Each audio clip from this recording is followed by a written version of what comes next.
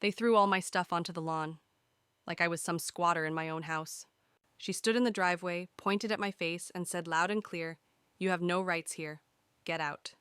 Everyone around just watched like they were witnessing a trespasser being removed from sacred ground. They thought my silence meant I lost. They thought not fighting back meant I was weak. But what they didn't know is that I didn't need to scream to win back what was mine. All I needed was a piece of paper, a signature, and one fact: I owned 70% of that house. 1 week later, the very people who kicked me out were the ones packing their bags. My name is Jasmine Reed, and for a long time, I believed that being kind meant people would be kind back. That if you gave people a place to live, a second chance, a shared dream, they'd treat you with respect. But I was wrong. I live in Santa Rosa, California, 198. Cherry Hill Drive, a quiet street with cherry trees that blossom late March. It's the kind of place where neighbors wave without knowing your name, and silence feels like peace. Last year, I bought a house here. Well, technically, we bought it together. Mason, my boyfriend at the time, and his half-sister Talia had found the property. They didn't have the full down payment. They were looking for someone to go in on it with them. And I had just received an inheritance from my aunt. $217,000 to be exact. So when Mason came to me with big eyes and said, "Babe, this house could be our future," I didn't hesitate. We drew up a private agreement. I would provide 70% of the funding, and in return, I'd have 70% equity. The deed, it only had Mason and Talia's names. They said it was a technical issue with the lender. I didn't push back, because I loved Mason, because I trusted him, because I believed love mattered more than legal documents. The first 6 months were actually sweet. We painted the kitchen pale blue. Talia brought home a stray cat named Nacho. Mason built a garden bed out back. We laughed. We made Sunday breakfasts. We were a home, but slowly things changed. I noticed how Talia started giving me looks like I was in the way. She'd make comments under her breath, like some people just like playing house, I guess. When bills came in, I paid. When the water heater broke, I fixed it. But when I asked for decisions to be made, repairs, landscaping, rental ideas, I was always outvoted. "It's 2 against 1, Mason would joke. I laughed at first. But inside, it started to hurt. Because it wasn't 2 against 1, it was 30% against 70%, but the numbers never mattered to them. Only the control. I began noticing things missing from the pantry, my favorite teas, my groceries. Then came the locked doors. Not mine. Theirs. They had meetings, conversations, decisions made without me. One day I asked Mason, "Do you even want me here?" He hesitated too long before he said, "Of course I do." That pause, it told me everything. Still, I stayed. Because when you've built something with people, it's hard to walk away, even when the foundation's cracked. One Friday morning, I woke up early and left for a work meeting across town. It was a long drive, and I remember thinking, maybe this weekend, we'll fix things. But when I got home that afternoon, everything changed. I pulled into the driveway and something felt wrong. There was a crowd on the front lawn. Neighbors, people I barely knew. And there on the sidewalk were my things. My clothes, my laptop, my books, even Nacho's toy mouse tossed like trash. Mason was standing next to Talia. He didn't meet my eyes. She did. Talia pointed at me and said, "You're done. You don't live here anymore." I froze. What is this?" I asked. She laughed. "We've voted, and majority says you're out." I stared at Mason. He said nothing. Not a word. I tried to reason. "This house, I funded it, 70%. Don't forget that." Talia smirked. "Do you have paperwork? A deed? No. Then shut up and go." Everyone around watched. Some looked uncomfortable. Most just stared. I wanted to scream, to cry, to tell the truth. But I didn't. Because in that moment, I saw what they thought I was. A woman who overstepped. A woman who didn't belong. I picked up my bag, only what I could carry. And I left. But here's what they didn't know. I had the original agreement, signed, notarized. I had bank transfers dated and logged. And I had a lawyer who owed me a favor, so I didn't yell, I didn't beg. I just made one call. Because if they thought they could erase me quietly, they were about to find out how loud justice can be. They didn't even let me take my toothbrush. That's the part that burned. Not the public humiliation, Not the neighbors pretending not to watch. Not even Mason refusing to say one word to defend me. It was the way they tossed me aside without blinking like I was a guest who overstayed her welcome. But I wasn't a guest. I was the one who made that house possible, who paid the property taxes, who patched the roof during the January storms, who picked out the light fixtures that Talia now walked under like she owned the air itself. I drove away that day without slamming the door. I didn't look back, but my hands shook on the wheel the whole ride to the motel. The next morning, I called my lawyer. Her name's Eliza Winston. We went to UC Davis together. She owed me one from years ago, when I helped her through a brutal breakup and gave her a place to crash for 2 months. I didn't ask for favors back then, but now I did. Eliza, I said, I need you to help me take back my house. There was silence on the other end. Then a slow, sharp inhale. Tell me everything. I emailed her the original agreement that night, a 7-page document, typed and signed, with a notarized page from the day we closed. It spelled out the equity split, my 70% contribution, and even included scanned receipts of bank transfers from my account into the escrow fund. Eliza's reply, we've got them. But she warned me too. This isn't going to be fast or clean. They'll stall, they'll lie, they'll play the she was just the girlfriend card. But Jasmine, paper beats narrative. Every time. So we started quietly, strategically. Eliza filed an ownership dispute in Sonoma County Court. Not a lawsuit, not yet. Just a formal petition to establish rightful claim of interest on the property, backed by our contract and evidence trail. We weren't kicking them out, not yet. We were putting a legal marker down, a warning shot. And while the wheels of justice turned, I documented everything. I printed old utility bills my name listed as payer. I downloaded Nest Cam footage me entering the home with groceries, tools, mail, everything. I had screenshots of our group chat messages like Jasmine paid for the repair or ask Jasmine, it's her call. They thought they were clever, but they'd left fingerprints everywhere. Meanwhile, Talia kept posting selfies on the porch, videos in the kitchen, new beginnings. Her captions read, I didn't comment, but I watched, because every video was time-stamped. Every post was evidence. Mason, he went silent, which didn't surprise me. Silence was always his shield. Eliza and I prepared our declaration and sent it in. 3 weeks passed. Then came the reply. They claimed I had gifted the money, that I chose not to be on the title, that I was unstable and emotionally manipulative, trying to fabricate ownership after a breakup. Eliza called me. They're going for character assassination, not facts. Good, because I had facts. I pulled a folder from my storage unit copies of home insurance policies I'd purchased, an email chain where I negotiated the pest control contract, a voice message from Mason, months earlier, saying, thanks for handling the HOA stuff again. You're really the backbone of this house. I transcribed it, got it time-stamped, included it as supplemental evidence, and then we requested a hearing. It was time to stop being silent, but I didn't show up at their door. I showed up in court. The day of the hearing, I wore navy blue, not black too harsh, not beige too soft. Navy blue says I'm composed, I'm in control. I'm not here for vengeance. I'm here for what's mine. Mason and Talia arrived 10 minutes late. No lawyer.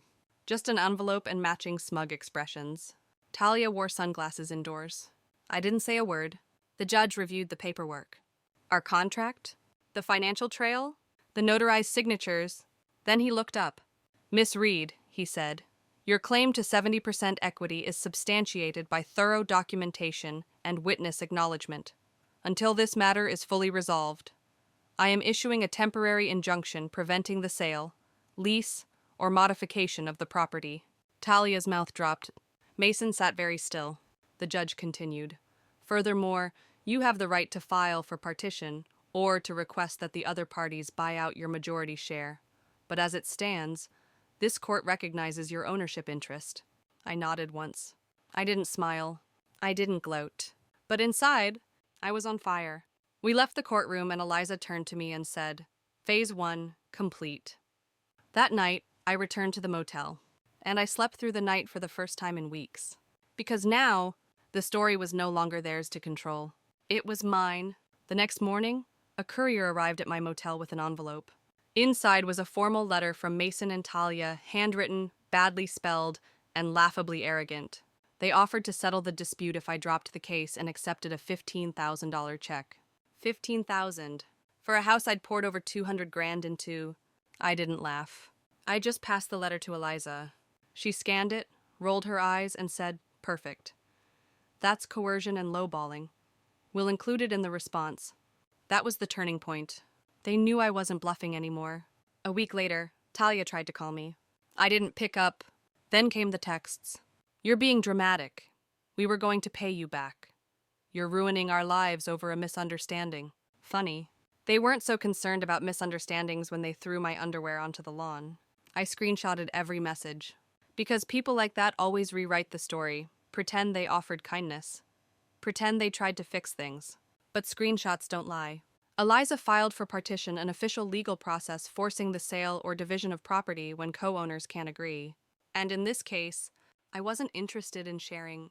We aimed to buy them out. The property was appraised, market value $642,000. I had 70% equity worth over $449,000. Talia and Mason, they didn't have the funds to buy me out. So the only option left was to sell. And when they realized that, the panic began. I heard from mutual friends they were scrambling, applying for personal loans, asking relatives, even starting a GoFundMe that said they were fighting a greedy ex who wanted to make them homeless. Greedy? No. Greedy is stealing from someone who trusted you. Greedy is living off someone else's money and then kicking them to the curb. What I was doing was justice. I watched in silence as they tried to raise the funds. They didn't. The court gave them 30 days. And on the 31st day, the house went up for sale. The same neighbors who watched me get kicked out now watched as a for sale sign was hammered into the front yard. And I stood across the street, in navy blue, holding a coffee, and I smiled. Because justice doesn't always come with applause. Sometimes it comes with silence, and a sold sign that says you messed with the wrong woman. The day the house was listed felt like both an ending and a beginning. I stood across the street watching the real estate agent unlock the front door with a bright red sign in hand. For sale. It was surreal. The same porch where I used to sip coffee at sunrise now had a broken wind chime clinking in the wind. Talia and Mason stayed inside during the showings. They knew better than to cause a scene, and I did not interfere. I let the process unfold as it should. Legally, quietly, powerfully. The agent called me 2 days later. Multiple offers had come in. The market was hot and the house was well maintained, despite the emotional wreckage that had lived inside it. We accepted a cash offer just above asking. The numbers worked in my favor. The payout would be clean. The judge approved the sale and ordered the distribution based on our documented equity. I would get my 70%, Talia and Mason would split the rest. And for the first time, I saw panic in their eyes. Because reality does not care about entitlement. It respects receipts. The sale closed 35 days later. I wired part of my payout into a high-yield savings account. Another part went into a down payment for a new place. Mine alone. No shared names. No blurry agreements. Just me and my future. But before I closed that chapter, there was one thing left to do. I booked a storage unit near the old house. I had a few things still left behind. Some by accident, some taken on purpose. When I arrived, the door was unlocked. The garage was empty. Almost in the corner was a single plastic bin. Inside, my grandmother's quilt, the one she made by hand before she passed. Talia once told me she thought it was tacky, but she kept it. Of course she did. I took it gently. No yelling. No notes. No drama. Just a quiet reclaiming. Back at the motel, I spread it across the bed and sat with it. It smelled faintly of cedar and lavender, like something old and strong and still here. Like me, 2 weeks later, I moved into my new condo. 1 bedroom, open kitchen, clean lines, big windows. Peace. The first night I slept there. It rained. I listened to the drops hitting the roof. Safe. Dry. Home. No one could vote me out now. No one could stand on the lawn and tell me to leave. This was mine. Fully, legally, unapologetically. Eliza sent me a final document confirming the closure of the case. No appeals filed. No motions contested. Just silence. The best kind. I thought about sending a copy to Mason, but I didn't. There is a power in letting someone wonder how you won. I went back to work full-time. Refocused, I even started helping Eliza pro bono on a few property rights cases. Women, mostly. Women who had been pushed out, dismissed, underestimated. I knew their stories because I had lived one, and now I could offer more than sympathy. I could offer a strategy. One afternoon while sorting emails, I saw a message pop up. Subject line? From Talia. I paused, debated opening it, then clicked. It was short. You think you won, but you ruined a family. I stared at the screen. For a moment, I felt that old pull. The one that makes women apologize for not being small. But I pushed it aside because I did not ruin anything. I ended something that was already broken, and I rebuilt something better in its place. Weeks passed, then months. The season turned. Cherry blossoms bloomed again on Cherry Hill Drive. I passed by once. The house had a new coat of paint, navy blue shutters, a fresh start for someone else. Not me. I did not stop, just smiled at the red tulips growing by the walkway, the same place I once cried with my hands full of eviction papers. That memory no longer stung. It had transformed. From wound to warning, from heartbreak to lesson. Today, when people ask me about that house, I tell them this. I was not kicked out. I was redirected. I did not lose. I let go. And then I leveled up. Every wall that shut me out led me to a door I owned outright. Every silence they forced on me became space I filled with purpose. I still keep the original contract, framed in my home office, not out of spite, but as a reminder that paper matters, that proof protects, that kindness without boundaries is not love, it is vulnerability. And now, I choose differently. My name is Jasmine Reed, and I own more than property now. I own my voice, my peace, and every inch of the future they said I would never have. A month after moving in, I received an invitation to speak at a local housing rights event. The theme was ownership and silence. It made me laugh, because silence had been my weapon, not my weakness. I stood in front of a small room that evening, mostly women, some older, some young and fresh from battles that had no warning signs. I told them my story, not for sympathy, but for strategy. I walked them through the red flags I had ignored, the importance of contracts, the danger of love without legal clarity. One woman cried when I said, "You are not dramatic for wanting protection. You are not wrong for asking to be named. You are not greedy for demanding what is yours." That night, I received a dozen hugs, 2 job offers, and one handwritten thank you note. It read, "You reminded me that quiet women can still roar. I keep it in the drawer by my bed. On days when doubt creeps in." I read it again, because healing is not a straight line. Sometimes it loops, sometimes it doubles back, but it always moves forward. This is not just a story about a house. It is a story about space and worth and refusing to shrink when others benefit from your silence. And so, I rise. In rooms they thought I would never enter, I speak.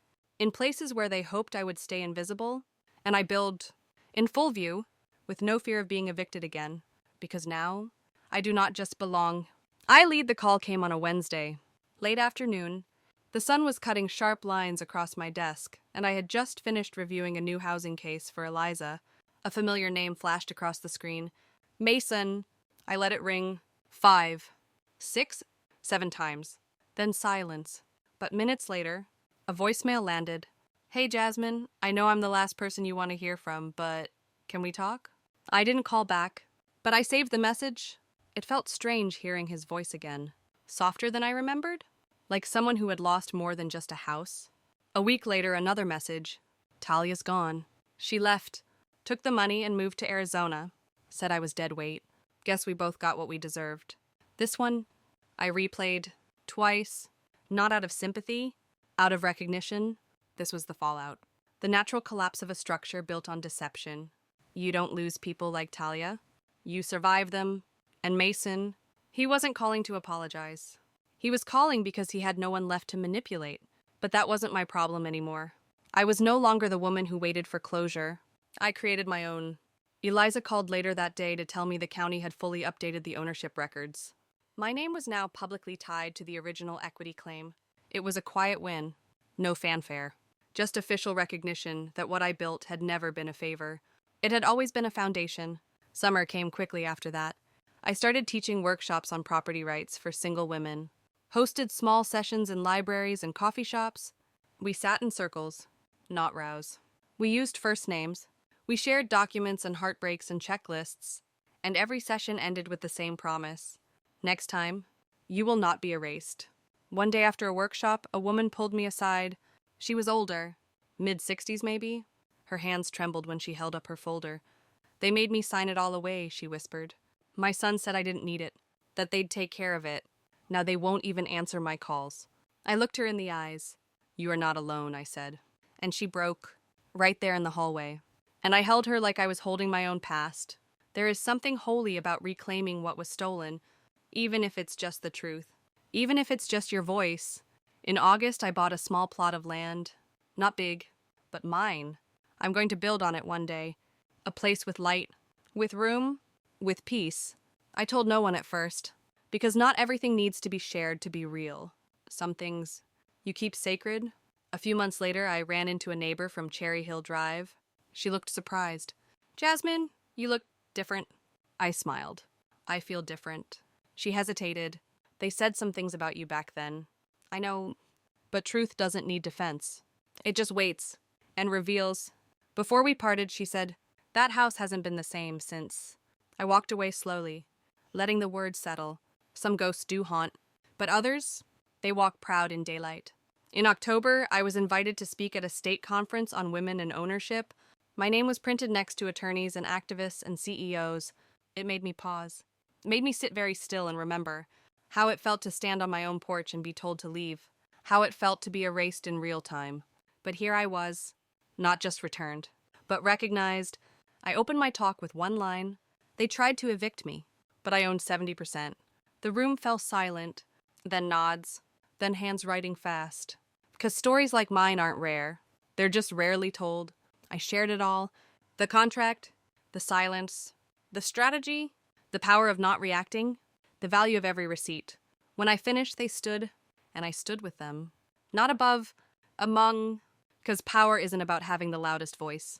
It's about knowing when silence says more. After the conference, I walked alone by the bay. The wind was sharp, but clean, and I felt something I hadn't in a long time. Stillness, not numbness, not quiet from fear, just presence, in full, complete. My phone buzzed again later that night. Another message from Mason. This one just said, I miss the version of us that worked. I didn't reply, because that version never existed. What he missed wasn't me. It was the benefit, the softness, the unpaid labor, the unquestioned loyalty, and that girl, she's gone. She packed up the moment he said nothing while they threw her life onto the lawn. She never came back, and I never needed to. That winter I started writing again, not for anyone else, just for me. Short essays, fragments, pages that didn't need permission to exist. I wrote about ownership, about betrayal, about how survival looks ordinary on the outside but feels like a revolution inside. Some days I wrote about that lawn, the way the grass was still wet when I picked up my shoes, the way people watched, not with malice, but with curiosity, as if they were waiting to see how far I'd fall. And I did fall, but not in the way they expected, not into defeat, into discovery. Because sometimes the floor you hit becomes the ground you rebuild from.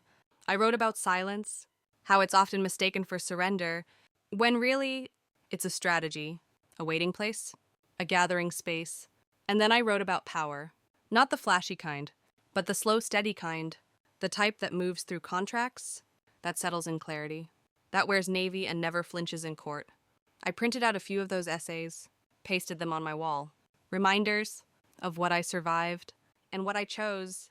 In December, I lit a candle for the girl I used to be, not because she was weak, but because she stayed longer than she should have, believing in people who needed her silence to thrive. I whispered thank you to the woman I became, for leaving, for documenting, for not yelling when yelling would have felt so good. But justice is quieter than rage, and twice as lasting.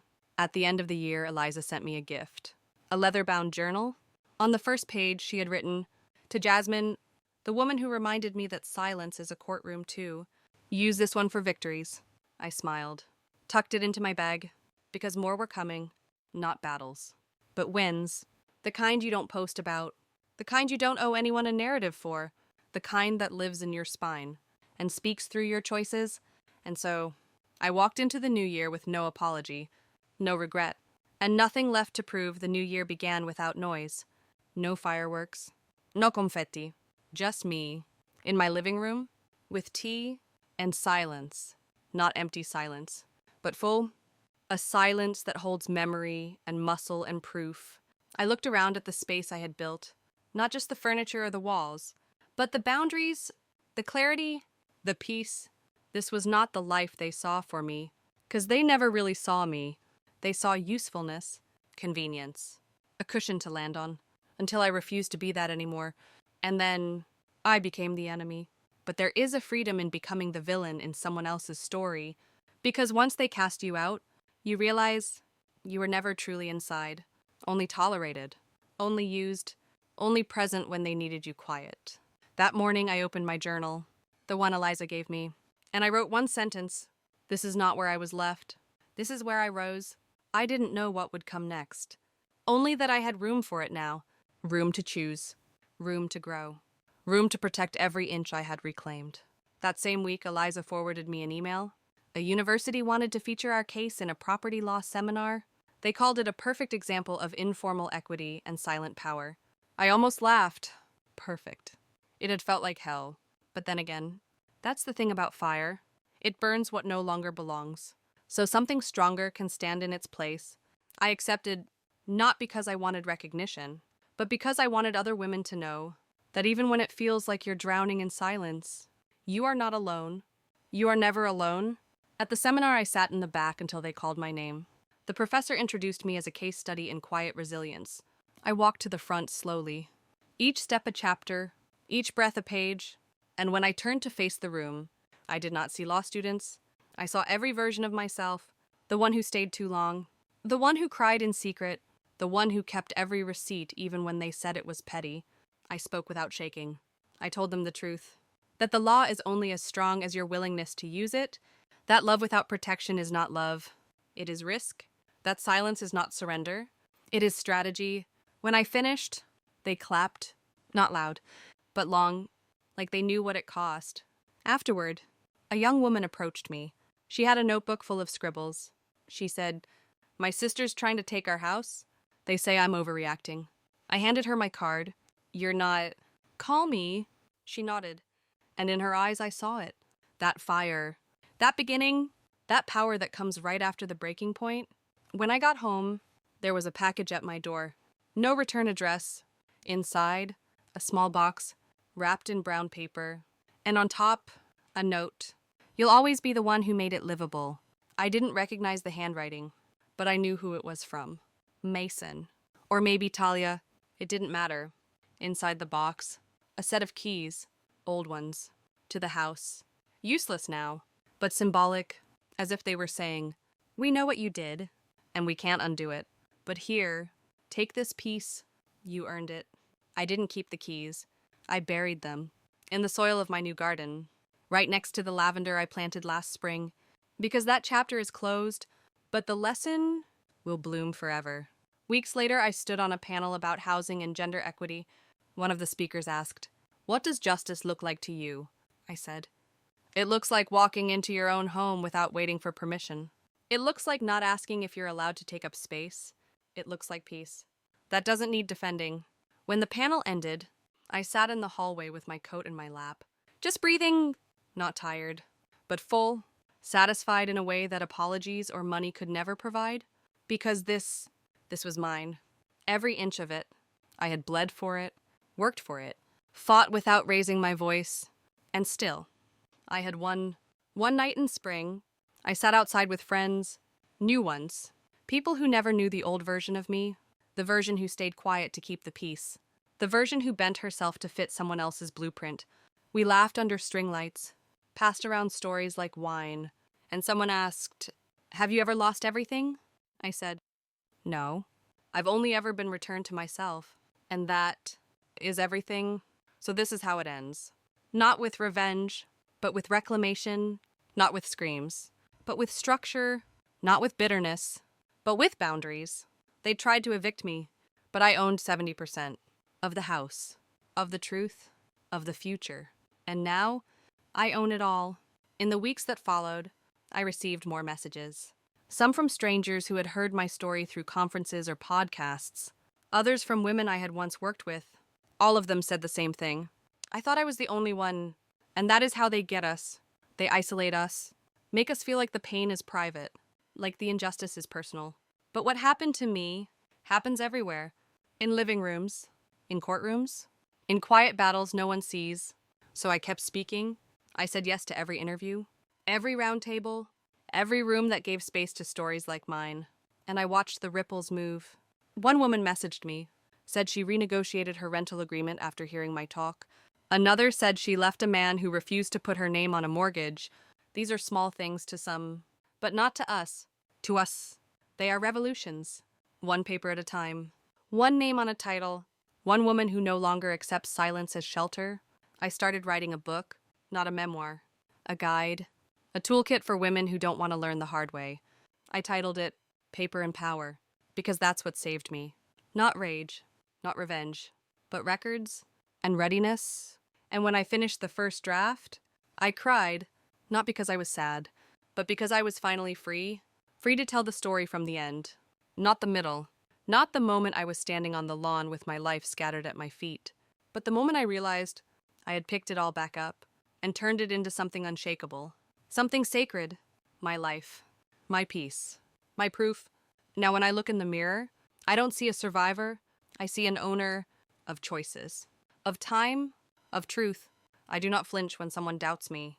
I do not shrink when someone challenges me, because I have lived the worst days and turned them into the best chapters. They tried to erase me, but I became the blueprint for every woman who will never be erased again.